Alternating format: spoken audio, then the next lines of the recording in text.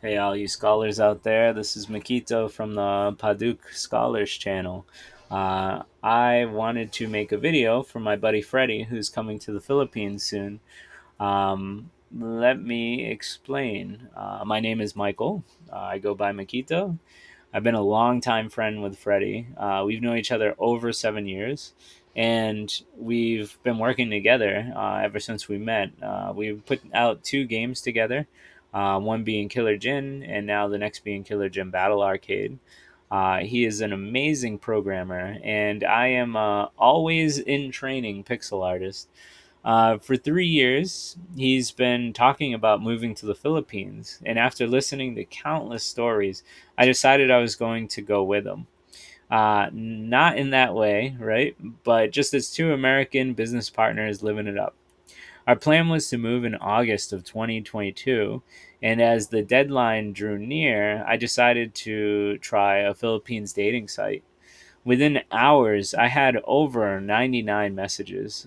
Filipinos love seeing American men, even out of even out of shape guys like me. I was talking to about 10 to 20 girls when I first started, but one girl in particular was just so incredible to me. She won me over for sure, and so when August came around, I planned to visit her. I was gonna, hang out with her and stay for like a month, and then I was gonna move to Manila to live with my buddy Freddie. That was the plan. Lo and behold, Freddie had more stuff to accomplish and missed our August day, goal, our plan. So I packed up and went early. Let me tell you, there are so many beautiful women in the Philippines, and every time I go to the market or out of the house, I tend to get flirted with, or people are just generally fascinated to speak with me. My girl tells me every time, "Did you see how she was flirting with you?" Or similar things like that. And usually she slaps my arm. I just want to be clear now. I am very happy with my girlfriend. She is amazing. We've been together for 5 months now as a couple and 3 months in person. I have no intention of leaving her, but I just wanted to talk about this because there's so much temptation out here. If you come as a single man at any age, I believe you'll do very well around here. If you're a foreigner, I see so many older men. Usually, I'm the youngest guy here. Everybody I see is usually in their 50s and 60s, who are like American or Australian. I've met a few, and it's interesting. Uh, and if you like men, it's the same. I've gotten hit on by a few men too. I have a funny story where I was at the barber shop getting a haircut, and usually I close my eyes when the barbers are working, like I don't want hair in my eyes. So some guy was waiting in the seat next to me and took a picture of me while my eyes were closed. And he was bragging to his friends, how handsome I was and that he wanted to ask me out. And they were speaking in Bisaya. So I didn't understand at the time. But my girlfriend was in the back watching, right? So she told me about it after, and it was just really weird. Even if I was attracted to someone, like let's say if I was attracted to a man or a woman, I would never take a picture like that without consent. So it's definitely a different world for sure. There are things that hit me. There are three things that hit me right away when I settled in the Philippines: the cheap expenses, the food, and the women was one of them. But let's just move on. I've talked about that enough. So let's talk about animals. Right? These are the three big things that I noticed. So first off, there are beautiful and gorgeous hotels and resorts. And they're usually only $20 a night, U.S. dollars, right? It's truly amazing where you can go and what you can do with just a little scratch, a little cash. Food, I can generally feed most of my family here for like $60 a week, and I'm talking like 4 to 8 people. Now, mind you, some days, of course, they get their own food. So that might be a little bit of an over exaggeration, but for the most part, it's really only costing me like $60 a week to eat, and I'm feeding a decent amount of people. When I got here, I bought a whole new wardrobe. I didn't bring many clothes with me. And so I bought shoes, shirts, shorts, pants, a whole new wardrobe. And it roughly cost me about $100 to $200. My shoes alone was only like $10. Now I think they were secondhand, but they look like nice Adidas to me, and they work fine. So it was amazing because in America they would easily be like 80 $100. So $10 is it's really cheap here for food and clothes. But the things that are expensive are electronics. The prices are very similar to America. So, like a computer or laptop, they're roughly the same price as what you would get back home. The electric bill is roughly about $100. Water is about 60, and I pay for two internet providers, which is roughly about $100. Um, the reason I have two providers is because one seems to always be going out or the other. And so it's important for me to have access to the internet to work. So I have two of them. Excuse me. This is my second take, so my throat's getting a little dry. All right, let's talk about food. Like I said, it's inexpensive, it's usually fresh, and it's very delicious. I love my girlfriend's cooking. She is an artist in the kitchen. The first few weeks, I was eating out a lot, and it was very affordable, actually, and tasty. But, and here's a big but, for me personally, I was having a lot of digestive problems. I was sick for at least a month and a half with like sorry to gross you guys out if this grosses you out, but really bad diarrhea, stomach pains, the works. Now, granted, in America, I have dealt with some stomach issues like this as well. And the doctors couldn't figure it out. I've been to the doctors. I got like surgery. I did everything I could to figure this out, and they couldn't. But here, it was really bad and really painful. Fortunately, when I eat at home with my girlfriend's cooking, I don't get sick. So it's been kind of a blessing. And of course, it's cheaper to eat here, like buy our groceries and eat. Uh, After 2 months, my stomach has settled, so now I've actually been able to eat like out, and I haven't been in too much trouble.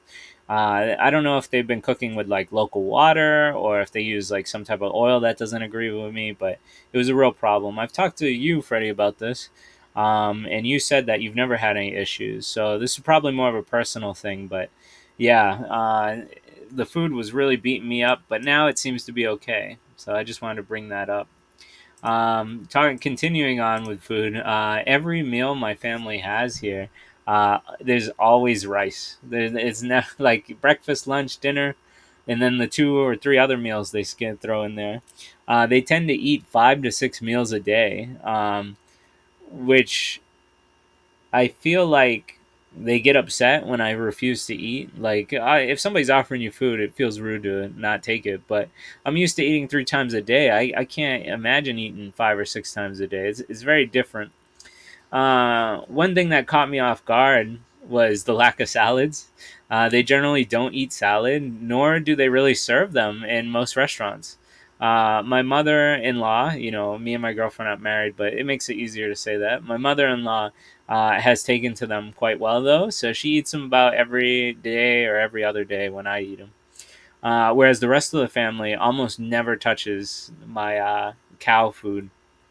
One thing I can't do that everyone else does here is eat the food that's been left out. So they own a store slash restaurant, and so the fridge is mainly used to store the stuff for that, right?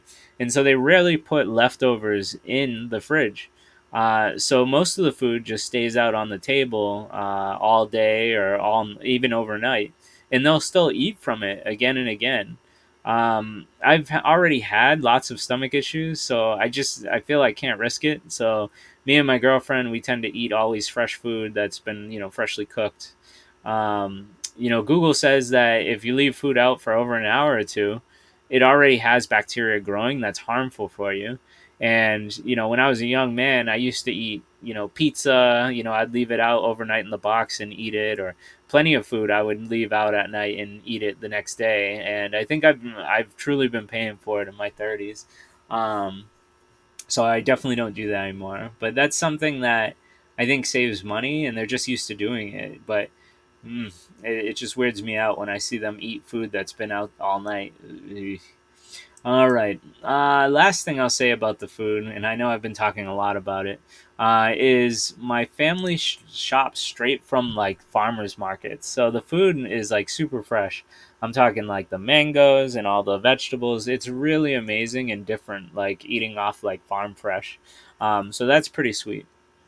I did want to talk about the animals. In America, you see a stray cat once in a while. You almost never see stray dogs. At least where I lived in Massachusetts, sometimes maybe, but most of the time, I would say not. But here, there are animals everywhere. Every time we go to the beach, walking outside my house, walking around town, there are animals. There's roosters. There's chickens, which I've learned some Bisaya. So chickens are manok. There's dogs, eros, cats, erings, cows, baka, which I think is kind of funny because baka means idiot in Japanese. Pigs, which are babui, and large rats, ilaga. Um, so there's a bunch of these animals just walking around, and nearly all of them, except the pigs and chickens, are look malnourished to me. They look sickly. You can see their ribs or it's not a pretty sight. Like seeing the animals. It's really sad. From what I see, people feed their pets rice, which we know that dogs and cats are carnivores, right? They're out in nature. If you put them out there, then they would be hunting for meat.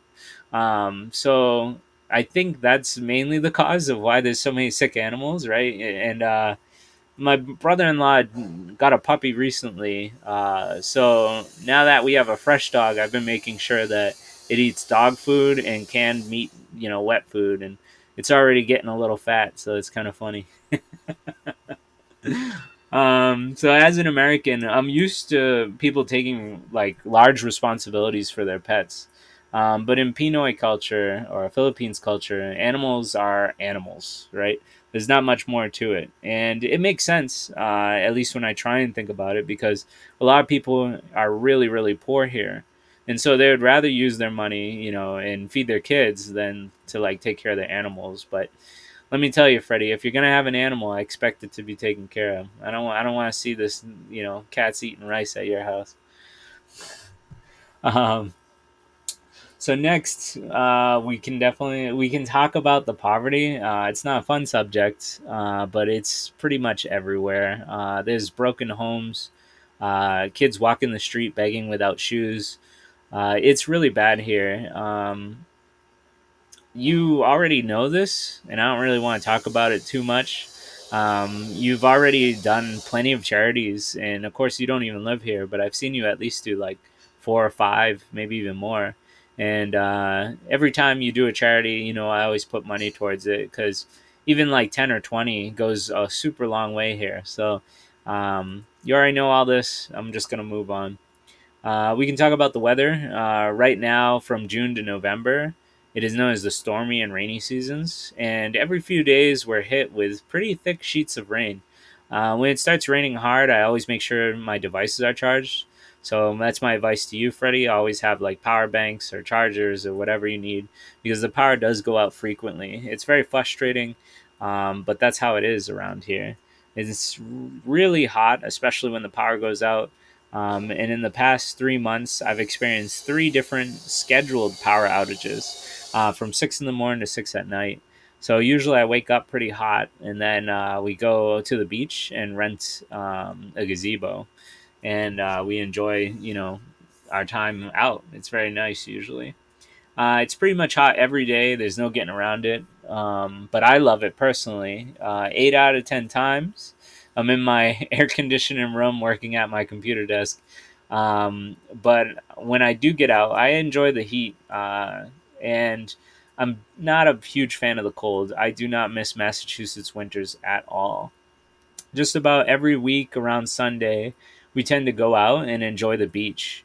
Usually, we rent a gazebo for about $7 to $20, depending the size, and we bring lots of food. My girlfriend is a great cook, and she cooks like, food for at least like 15 people, and then we, get it over there and enjoy the beach. Swimming and eating are definitely what Filipino like to do. It's really nice. The beaches are gorgeous, and really, really pretty. Like the water is blue and clearless. You can see through it. It's really nice. Usually in the spots that we go to, there's always islands with like beautiful mountains painted in the background. It really is kind of like living a dream in this tropical island place. Whenever we go, it's just very nice. Um, so at this point, I think I discussed a lot. I still have plenty to talk about, Freddie. Lots of stuff to warn you about. I'm talking like price gouging, sickness. How's the language barrier? Noise. There's always noise. If you guys have heard noise in this recording, I apologize, but there's plenty of construction and dogs and all sorts of stuff. I have so much more to talk about, from homesickness to the toilets around here. But let me just give you one piece of advice, before I go, and that is if you haven't gotten your One Health Pass, make sure to get it. You need to be boosted, and if you're not, they will not let you in the country. I know you already are, but I'm just letting you know you need the One Health Pass. You need to sign up for that. I did get scammed, so I signed up for the One Health Pass, and it cost me $100. And then when I went to the airport, they were all like, "Yeah, this is fake," and they wouldn't let me go. I was stuck in Dubai, and they wouldn't let me fly to the Philippines. I was panicked and mad because I got scammed for like $100. But I found the maid website, and they did a rush job, and so I got my One Health Pass, and then I was able to get on the plane. And I was so panicked because I couldn't have imagined, you know, being in Dubai or, yeah, like stranded, right? Like, anyway, so make sure to get your One Health Pass. I will probably have another part video talking about everything else I mentioned. But for now, this video is definitely long enough. So, for everybody who watched this on my Paduk Scholars channel, I know this is vastly different from what I usually put out, so I appreciate you guys watching it. Um, and for everybody from the American ex Filipino YouTube, the American Filipino expat, and Freddie, I hope this was a fun conversation for you, and opens your eyes up for other people who are trying to travel and live here. So take it easy, and yeah, later.